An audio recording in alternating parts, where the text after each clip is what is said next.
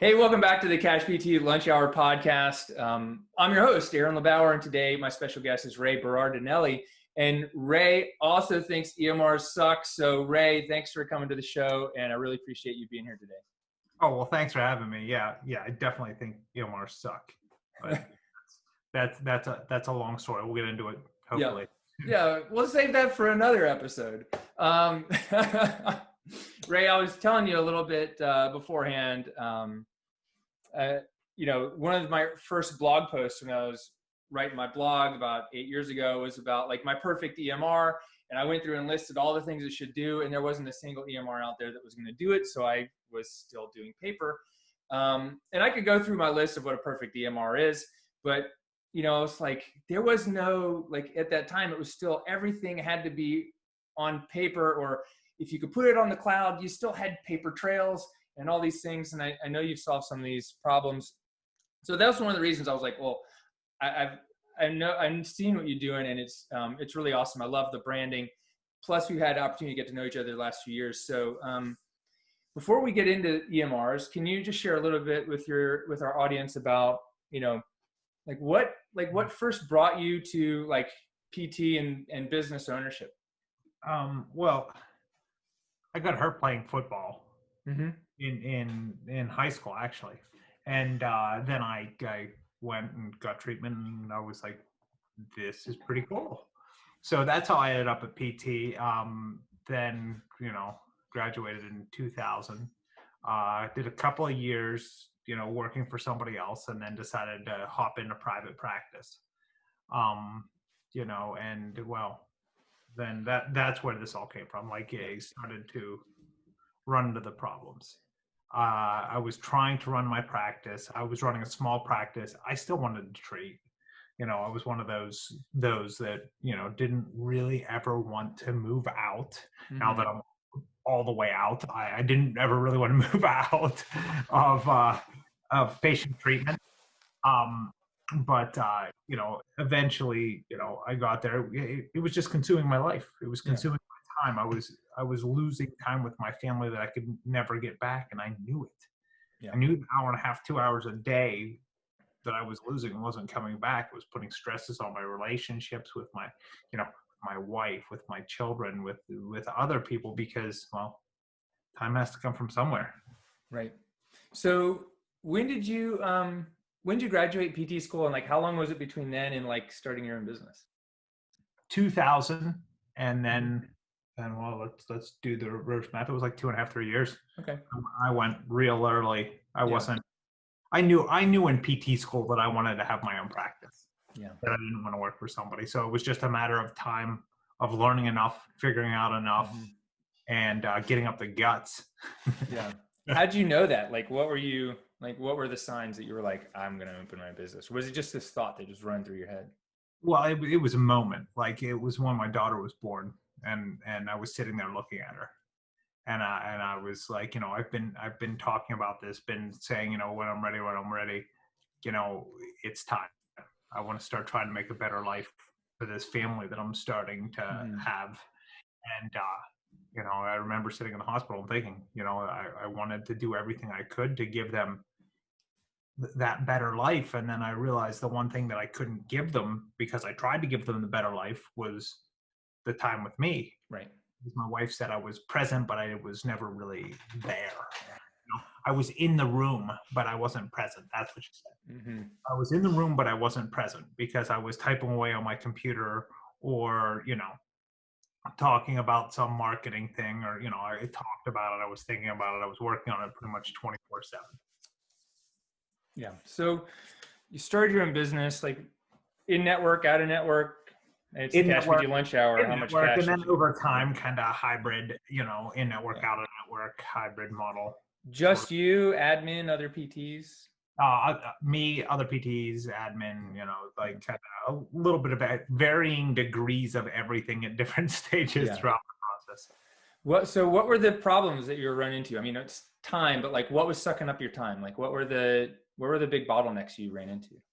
Well, number one, I refused to not be one-on-one with my patient. Mm-hmm. So that necessitated documentation and marketing and those sort of other things, especially the worst is the documentation. Let's not kid ourselves. Like, that necessitated it going at the end of the day, where family time was, or where sleep was, or where, golfing, or, whatever.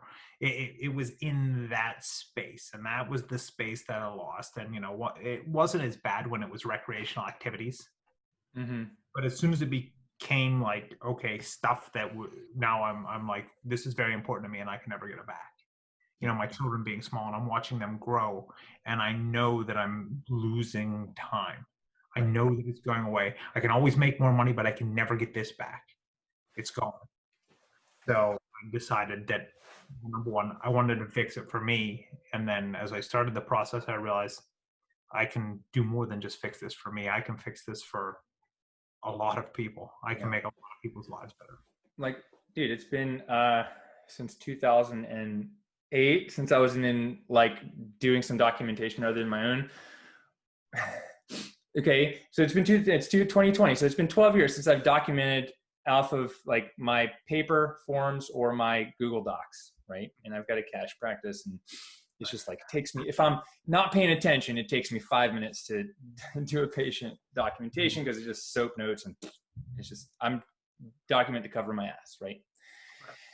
What was taking, like, when did you start this? Like in 2018, 2017, like, what's taking so long? Why has this got to take so long? Like, what in the moment, like, why are you spending time at home at 9 o'clock at night documenting? Yeah. And it was all along. And then I did the same thing as you. Like, I came up with my list and I begged, like, I was with clinician and web PT, and I was like begging them to, like, hey, look, this is what this should do. Please fix this. Mm-hmm. Please, this is how this should work. And nothing was happening. And I think by and large, what happens with those companies, this is my humble opinion, I think what happens is they start out with PTs and they start out with good intentions. They want to make things better, make things easier. Well, then what happens is the person running it, that maybe was a PT or somebody that was involved that was a PT, stops treating. Yeah. Right? They say, okay, here's our solution. And it was okay at the time. So here's our solution. And then what happens is they say they're not treating anymore. They're not feeling the problems. They're not feeling the hour and a half or 2 hours in the evening that they're losing with their family, right? Or, the time that they're giving up going out to eat with people because they got stuff to do, or that they're staying up until 11 o'clock, 11:30 at night to try to get their documentation done before they go to sleep, or waking up in the middle of the night with thinking about the crap that they should have done that they don't have done in their documentation. Because of that, they improved what was important to them. Mm-hmm. What they had to deal with, what their employees had to deal with. That was the billing. Mm-hmm. So they got pretty darn good at the billing. They really did. They did pretty good at the billing, as long as you're in network, assuming you're in network. But they got pretty good at the billing, right?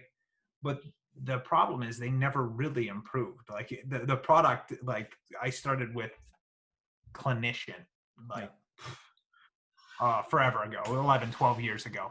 And 11 or 12 years later, the product basically looks and functions the same for the clinical end, right? Mm-hmm. Right? The reports and all that kind of stuff that they had to deal with, and it got better.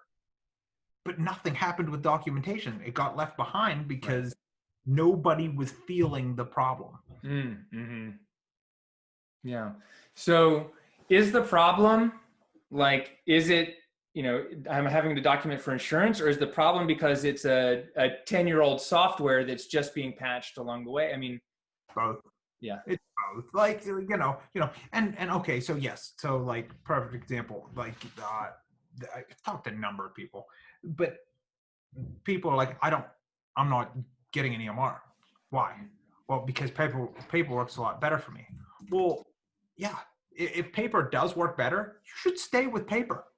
Like, I'm serious. If it's faster and it's more efficient, you should stay with paper. So, like, the alternative was like this long, arduous documentation or paper, mm-hmm. And now we're giving a third option, right? What if I can do faster than your paper and and give you that EMR, that digital, that tracking, that, you know, the ability to measure, to benchmark yourself, you know, to get all of those KPIs, to look at all of these things without manual data entry, right? Mm-hmm.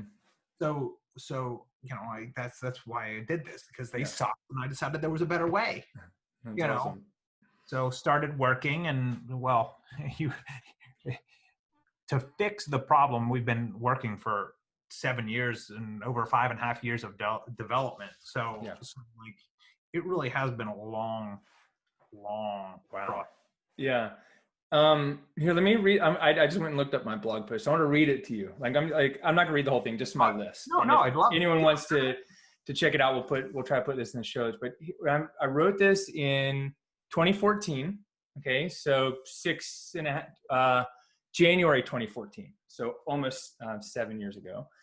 And here's my Cash PT EMR wish list: simple, low cost, or high value pricing structure. Right? Because at the time, I looked into things like WebPT and I was like, why am I going to pay that much money per month? Like, I'm not getting the billing out of it. Like, it doesn't benefit me. And Clinician was like this huge, like $5,000 onboarding, and they were going to keep a certain percentage of collections. And I was like, whoa, wait a minute. I collect, like, how's this going to work? It's the same reason I didn't use Infusionsoft back then either, because Infusionsoft was like a $3,000 onboarding. Okay, number two, dedicated mobile app to schedule patients and access records on the go, because my phone was my office even in 2014. I wasn't always in the clinic. Integration with Gmail, Google Calendar, even with Dropbox or Evernote or some other web-based platform, you know, because the whole idea is like, how do we get this out of my lap? And my handwriting's terrible. Dedicated iPad or Android tablet app that allows for customization of patient intake questionnaires, objective measures, and consent forms.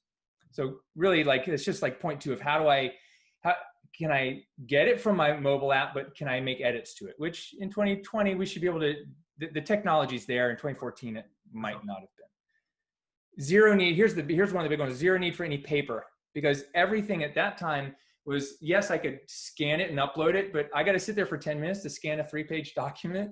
And then I still have to shred the paper, you know, for intake forms and all that. An easy and simple to use web-based platform.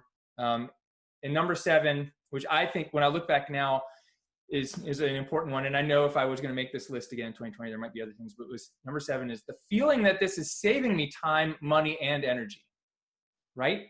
If you just give me the feeling, I will pay you $150 for that feeling, right? I'd pay you $1,000 for the feeling that I'm at home with my kids every afternoon by 5:30 instead of doing EMR. What are your thoughts? My list was similar. Yeah. My list was very, very similar. And honestly, this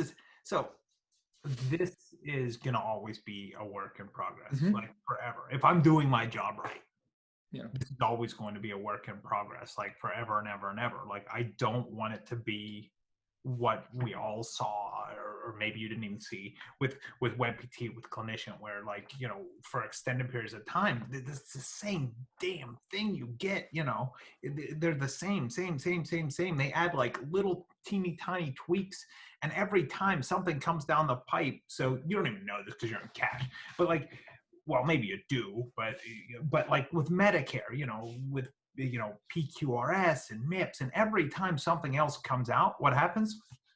They just throw a whole bunch of more check boxes on there for me.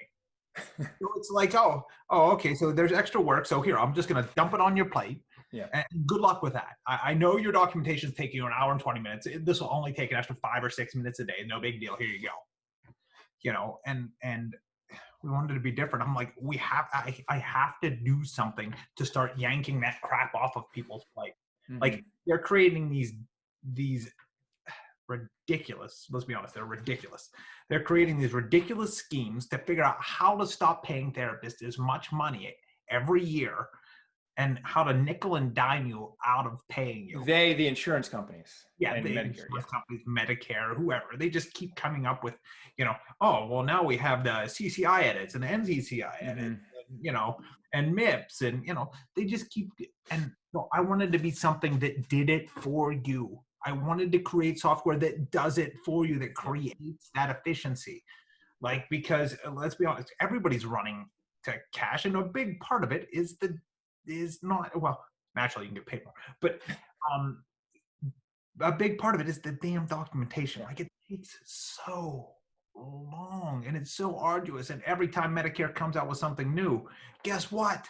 You just added another 2 or 3 minutes to every evaluation you do forever. You know, and that's, we decided, I decided, a group of other people said, all right, let's start pushing back. Let's start trying to take this off of people's plates. Let's start trying to automate these systems. Let's start trying to use AI. Like, you know, you shop on Amazon and it's like, you might also like, and it's like everything that you like, you know, on Google, it's telling you, hey, look at this. These are things you're interested in. I'm like, how can it do this?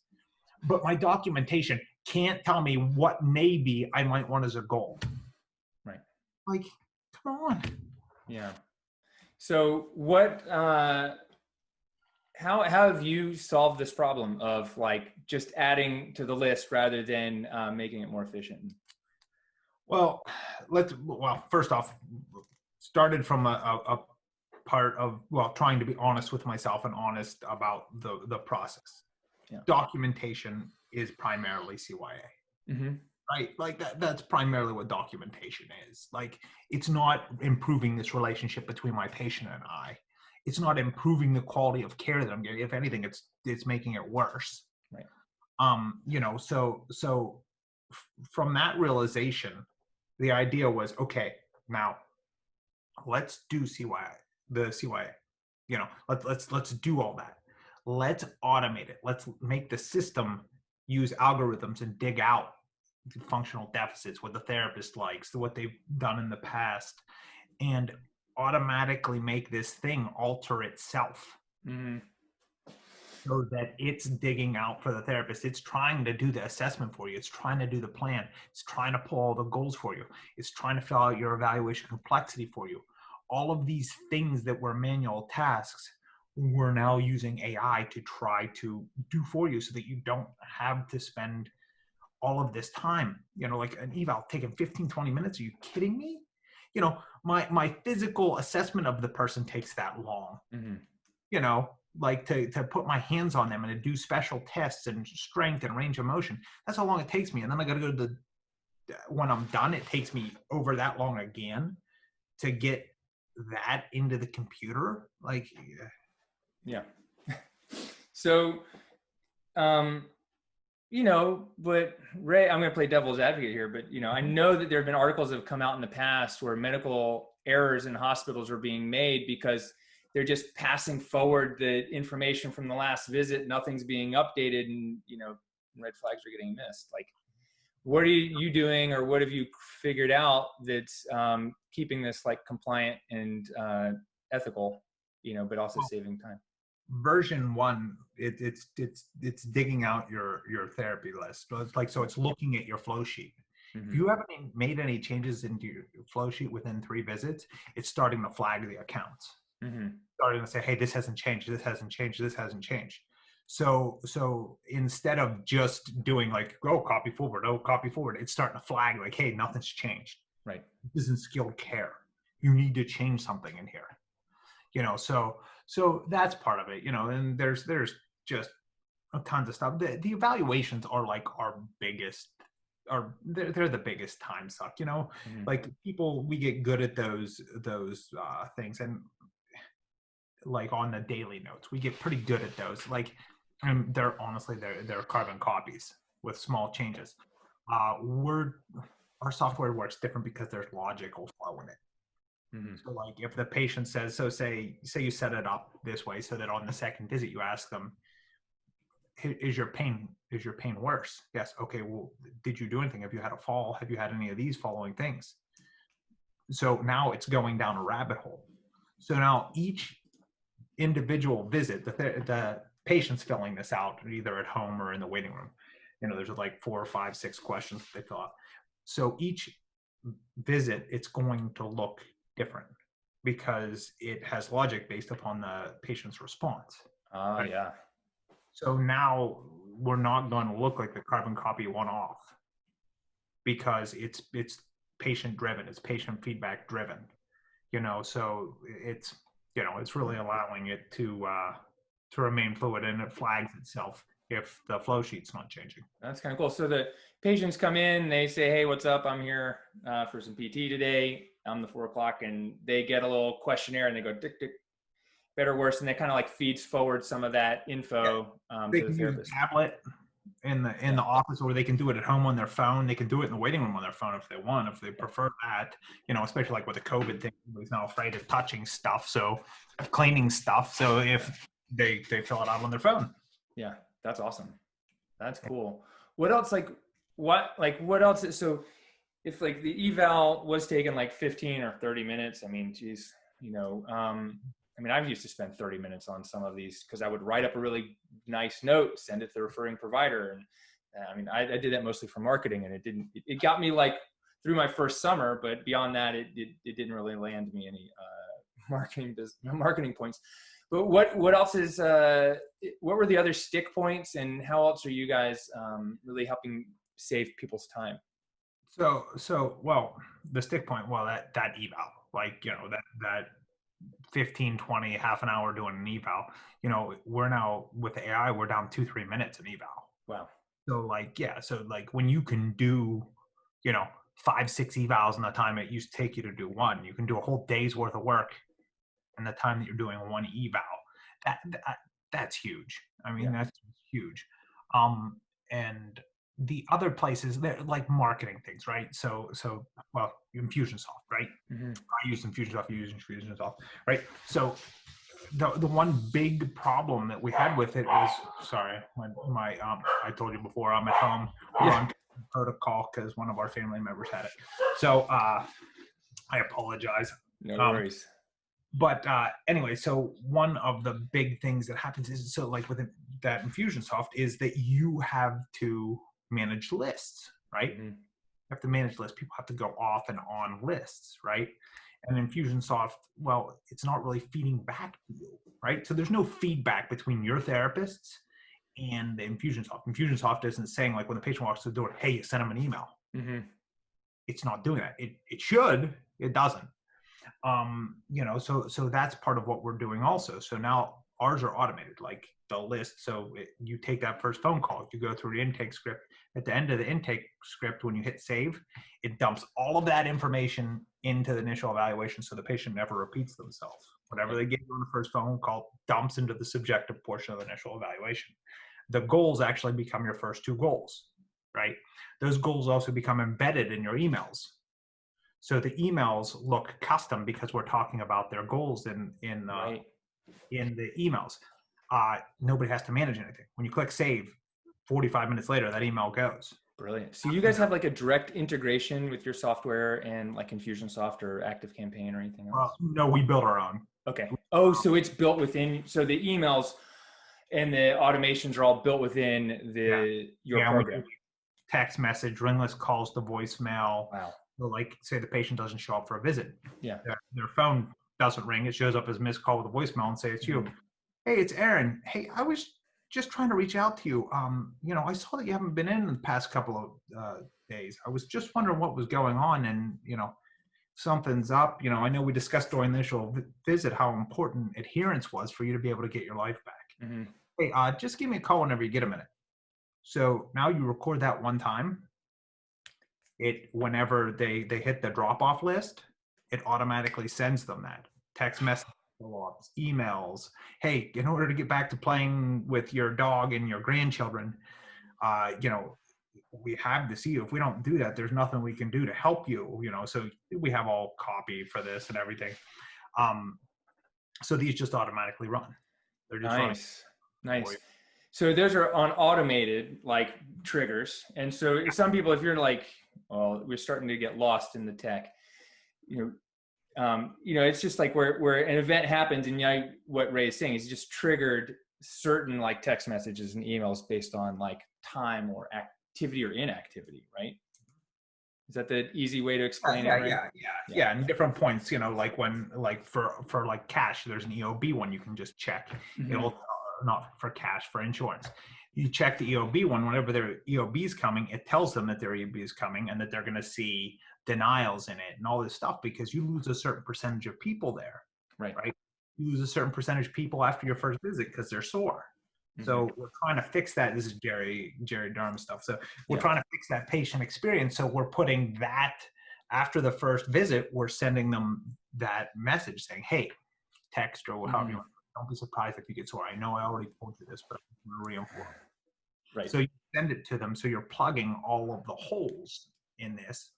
And, you know, then you're getting net promoter scores at different places. You know, I don't know if everybody knows what it is or not, or how far we want to get into the weeds on this. Yeah, that's awesome. So basically what you're saying is the main objections that people, and the main drop-off points of patients, you're anticipating those and sending out automated emails and messages to help avoid those by educating people a couple different ways to, you know, like, hey, it's okay to be sore and you're just going to get through it. And sore means this is working, you know, kind of stuff, right? Right. Yeah. So there's expectations, right? So everybody has expectations.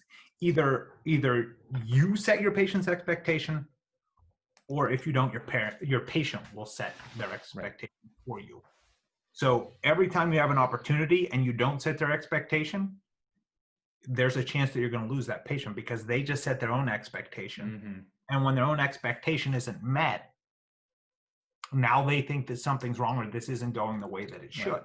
Right. So if you don't take every opportunity to set that expectation for them, you're creating a potential drop-off for yourself in the future.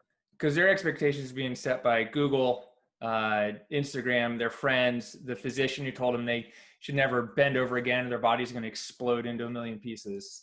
Right. And they live in a world that's this. Instant gratification. We all know therapy's not instant gratification. You know, there's actually work involved in this. So in a world of instant gratification, it's going to take a little bit. You're going to have to do a little bit of work to reset their mind so that, well, you know, there's I'm preaching to the choir. You know, to reset their mind that this is how this is going to work. This is how this is going to go, and it's going to take a while. Or, you know, it's going to be changed on the other side of it. Yeah, that's awesome. What other efficiencies or inefficiencies have you found that either through in PT clinics or even just in your own life that you've created different systems for, or, you know, closing gaps? I don't, there's tons of inefficiencies, but I try to look at it a little bit differently. I try to look at opportunities, right? So there's opportunities. So in each and every step, there's either opportunities for efficiency or there's opportunities at building and strengthening a relationship with someone, right?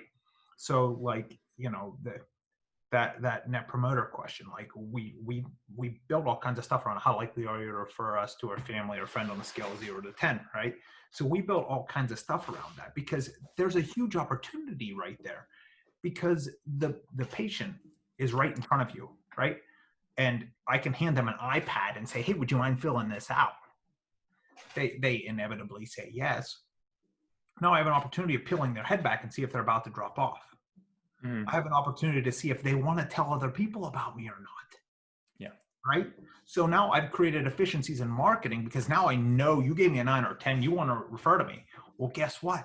We have a system that will segment all those people out automatically, pick out all the 9 and 10s with back pain and ask them if they have any family or friends that are just like us, or start marketing to them 2 or 3 months out to make sure they're doing okay. If not, getting them back in the clinic.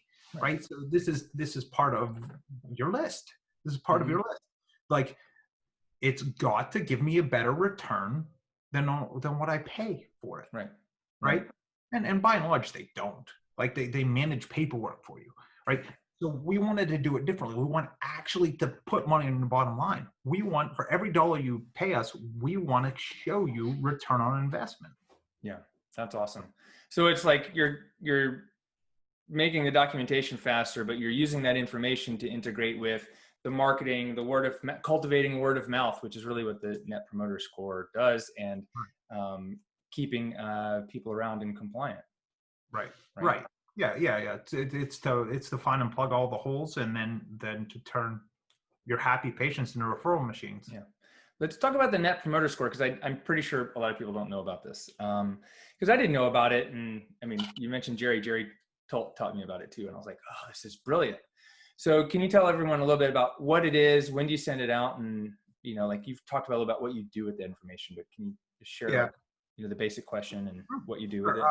Yeah. So there was a guy by the name of Frederick Reichheld at Harvard. He's a professor, and he did years of research on this question, right? It's how likely are you to refer us to a family or friend on a scale of 0 to 10, right? Mm-hmm. And he found within the data that 9 or 10s, they absolutely love you. And they're what he called a promoter. They want to talk about your business. And given the opportunity, they will. And they will say good things about you, right? Which is more important than all of your marketing dollars put together. Right. Like, you cannot outmarket your friend saying this is great. 7s or 8s, these are people that like you and they will use you, but they're kind of neutral on you. If you ask them to tell their friends about you, their next net promoter score will drop. So you don't want to ask them. If you ask them, you are actually harming your relationship and the likelihood that they will ever become your patient again. Right. A 6 or below, these people hate you. They are a detractor. They are going to talk bad about you. The sooner they forget you, the happier you're going to be. Because you remind them, every time you remind them, they'll say, oh, I freaking hate that place. Don't ever go to blah, blah, blah. Yeah. So you don't want to market to those people. If you market to those people, it's actually going to have the opposite effect. If you have the data for these people, you know who's going to drop off. A 6 or below is about to drop off on you. You can hopefully repair that relationship. And it's best face-to-face, not over the phone. So we created systems so you can do it face-to-face and you know when it happened. Then 7 or 8s, our marketing message changes to them. We talk about changes, improvements that we're going to make. Your 9s and your 10s, they love you. You only have to ask them to come back to refer.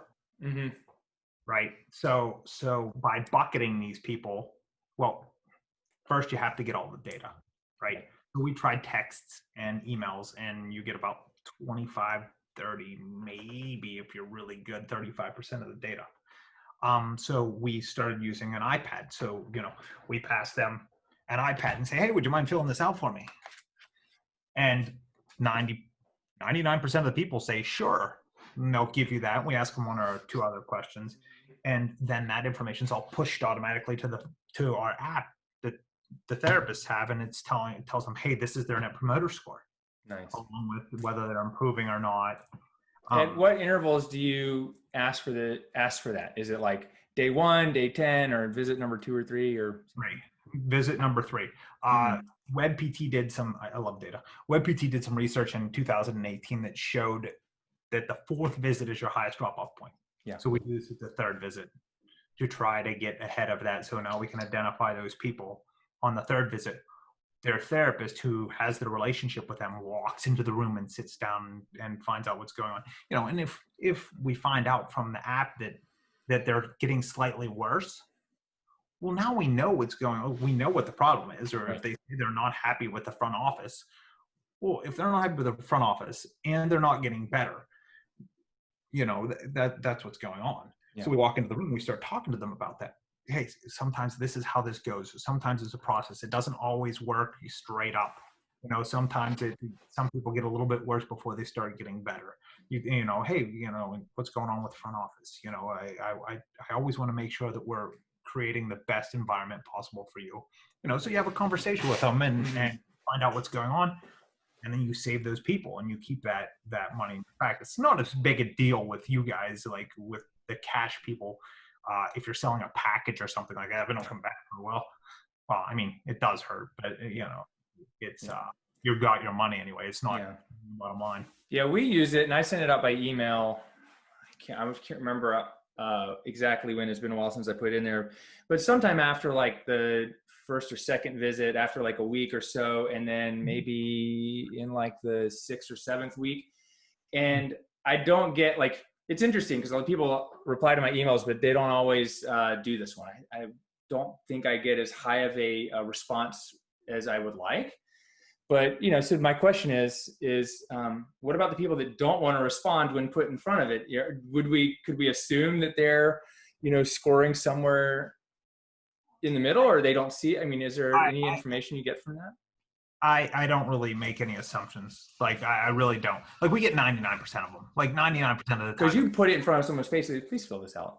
Yeah. If somebody's looking at you and smiling, hey, would you mind answering just 4 questions for us? It would mean the world to us if you would just take a couple of seconds. And most of the time, like when you're looking somebody in the face that you've known, this is the 4th or 3rd time you're here. Yeah. You're not like going to be like, no, I'm not filling that out. Yeah. Most of the time they say yes. So we're like right around 99% of the yes, right. Which now we have 99% of the data. And you brought up a great thing. People don't respond to it. Why? Well, you guys get creative. We all do. We get creative in our emails, right? Mm-hmm. Make the other person think that this is real, right? So when they see that question, they know that this is BS. They're like, oh, I've seen this question before. I know. No. So they ignore it, right? They do their best to ignore it. So the response rates suck because they're like, but when they're face to face and they have to look somebody in the eye and say no, if I'm on my phone in the comfort of my own home and I get an email from you and I go, no. Not filling out that survey. Yeah. Well, that's easy. Yeah. But if I've got to look you in the face, Aaron, and go, Aaron, no, I really don't want to do that. I know. That's a lot harder. I know. The responses I do get are all generally like 9s, mostly 10s. Like I got one this morning and it's like, oh, great. And I've got a little like thank you message that, cultivates the word of mouth and referrals and all that stuff. It's reviews. Yeah.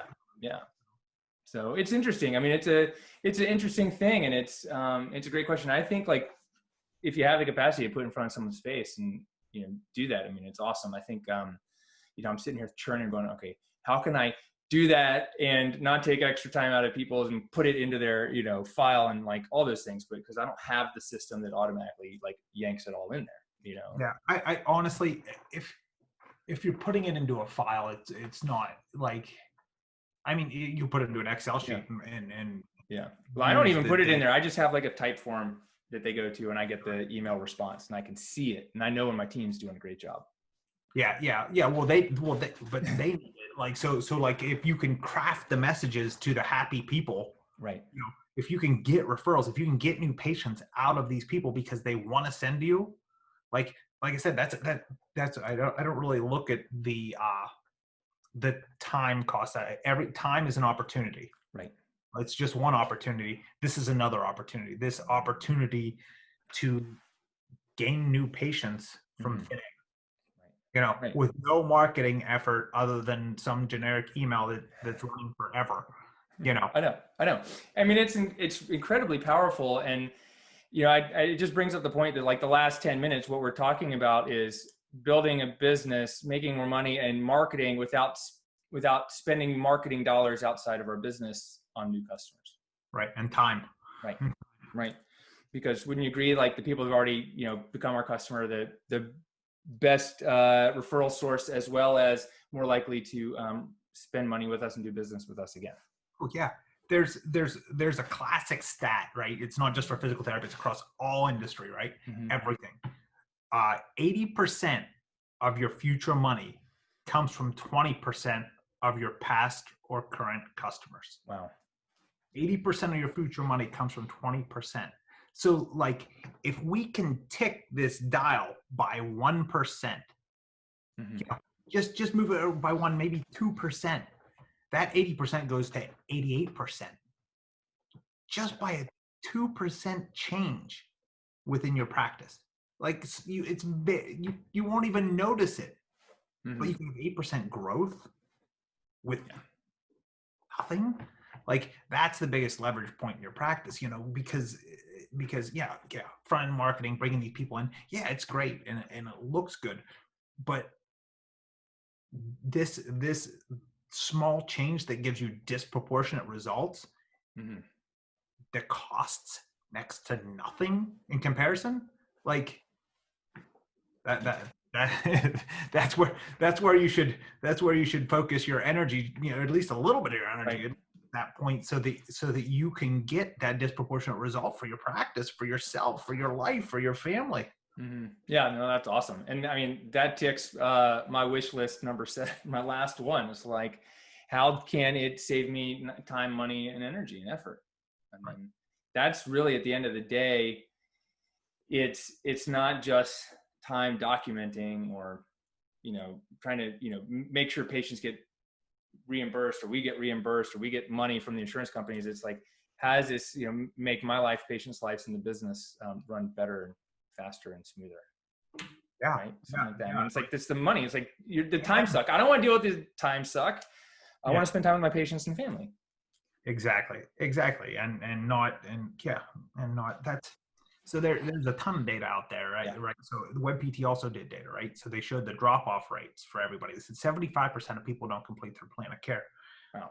And I spent years because I was having, well, what I thought was a problem. Apparently I was doing better than most people. But, when you look at half of your patients happening, I'm like, oh, half of our people aren't completing their plan of care. What is wrong with us? Right. So spent years working on it, right? One of the things I realized is one of the first things I do when I meet you, I bring you back, I open my laptop in front of you, and then I start ignoring you. Mm-hmm. Just look down at my computer. So Aaron, tell me about what's going on with you. Oh, wait. Dude, I had a CI. She wasn't my CI, but I was following her for the day. She turned her back to people and started asking questions over her shoulder like this. I was just like, you kidding me? Yeah. But then we wonder why they don't come back. Well, it's because you're staring at your computer screen. Like they're a secondary thing in the room. Like this is like huge in human interaction. Mm-hmm. Like looking at the other person, acknowledging them. They think that you care when you look them in the eye and you're listening and you're nodding and you're attentive to what they're saying, right? But you can't be doing that if you're looking at your computer, right? So I think that your EMR costs you money every month, more money than they charge you in the mail, more money than you send them every month. They cost you more in the revenue end of your business because people quit because you're looking at your damn computer and because you're trying to save time by documenting while it's going on. Yes. And WebPT has commercials with carts that are wheeling around and you're typing on your cart in front of the patient. And I'm like, oh my goodness. Yeah. Oh, like, so what's the workflow? Is it like I just walk in the room and by the time I get to the automate, like the artificial intelligence EMR thing, it's like it's pulled enough forward for me that I just have to fill in the key points and the changes and the things. Yeah. I mean, like your initial evaluation, the subjective done. Yeah, done. You review with the patient. You say, hey, is it okay if I confirm what whoever my office was Tracy, what Tracy discussed with you and what you put in on all of our paperwork? Is it okay if I go over that with you? Mm-hmm. So I would memorize a whole bunch of it, set it down and talk to them. Yeah. And then the only time I went to it was when I was putting actual data measurements into it. Mm-hmm. So now it's a totally different experience for the patient. Right. Now I'm having a conversation with you. Mm-hmm. I'm not trying to get information from you so I can put it in my computer. I'm talking to you like a human being. Right. Versus like click, drag, drop down box, button, right. Type, and all that stuff. Right. And then you tell the people right up front, hey, there's going to be a little bit more paperwork. The reason that we do this is so that you can have more individualized one-on-one time with your patient or with your therapist. This allows you to have increased time with them. It allows them to spend more time figuring out what's going on with you. So hopefully that we can better help you. So we tell them why, so they fill it out. Yeah, dude, that's awesome. So Ray, what's next? Like, what's the next big problem you're going to solve? Or what are you working on? Wow, there's tons, man. It's just years into the future that we're working on. Right now, it's some front office efficiencies are the next thing that are coming into the software. Records should auto file, plan of care should auto update. Nobody should have to do that. Why are we manually putting data into the computer? Like, just one way. You walk into your local convenience store, They have people that are making $12, $13 an hour, and the systems are just all automated. Everything, the inventory, everything is keeping track of everything. You know, somebody makes an order for a sandwich and bang, there it is, exactly the way they want it, just forwards to them in the back. And I'm like, and then we have PT. Right. Where we're manually writing this information in. If we're giving it to people, it's going into the EMR. The person has to drag their laptop around. They have to look at it, and then they look at it, and then we start asking the patient the same questions that we asked them on the first phone call, or some of the same questions, and then we wonder, you know, why the patient quit. Mm-hmm. Yeah. Your practice wasn't listening. Yeah. What's the biggest problem in PT that you don't think you can solve? I don't think that I can solve reimbursement. Yeah. Reimbursement. That's a big ugly monster of an that we have, because, well, the problem is that the AMA spends more money in lobbying than our professional organization brings in. So I don't like, that's a tough nut to crack. Yeah. So that well, cash and hybrid are the future. Like they really are. Like it's gonna be where things are going, which is good for me. Makes me get better, because you guys aren't gonna come easily. I know that. I have to show you efficiencies. I have to show you why what I have is better than what you currently have. Right. If I don't, you won't, and you shouldn't use me. Mm-hmm. Right. No, that's 100% true. That's called capitalism, right? Yeah. Competition. Exactly. It's like, I gotta create something better opportunity, better experience, more time, more money, you know, et cetera, so that like you want to choose it. But, you know, I was like, but the big thing we're fighting is it's like I'm fighting someone making the choice, but the choice isn't fair. Mm-hmm. Right. It's like, you know, so great. So I really have to beat it. You know, it may cost twice as much, but the experience or the promise or the connection or the something has to be 10 times better. Right. And that's how business goes. Like, that's how business goes. There's a reason a 5-star hotel costs more than a 3-star hotel. Yeah. You know what's funny? I want to share this with you, and I can't remember exactly, but it's kind of funny. I just want to share this. Because it's the topic. Someone was like, prove to me that, like, you know, what was the question? It was something like, do you have any data that, you know, like something like, not cash-based is better, but it's like the cash-based is viable. I'm like, well, I got data because I got people, you know, who are making this choice, but it's not scientific. I just know that it's like, I think, it was to submit a course on business, you know, they wanted references and research. And I was like, well, there's no references and research on marketing principles and all these things. It was for like a content company. Now I'm remembering. And I was like, there's nothing that I can say to prove to you that, you know, what I'm teaching is viable, because people are choosing it. And if people were, you know, but there's no like, you know what I mean? Like, so I think that's the connection. It's like, if people are choosing something, there's a reason they're choosing it. Does that matter if we have, does it matter if we have data or research that proves it, if people are making the choice to go use the product or service? I guess that's kind of yeah. The data is there in the success. Like, if the data is the success, if I have a successful business, that's the data. If other people have a successful business within the model, that's the data. Right. You know, like there's, I mean, nobody's gonna open up their books and say, look, this is how much money I made last year. Well, at least I don't think many people are. And they're not gonna show you exactly, this is how much I made last year. Well, yeah, unless somebody does that, that's the only way you could possibly see data that, you know, that this works, that this is viable. Right. How are you guys? I'm gonna jump around because, you know, like my brain does that. But no, you're just good. Off of this, it's like, are you able to? You know, here's one of those problems. And before we wrap up, that I've had with, like, let's say Facebook marketing, right? I can't pixel someone when they walk in the door to a Facebook ad, right? But I can pixel someone, or I can know that a sale happened if it happens online and they get a little cookie. Is there any way that you're able to use the AI or the interface of greeting patients to start like tracking it to capture that data of when people walk in the door, so you know, like they've actually had their 8 visits and here's all that? Is that, you know?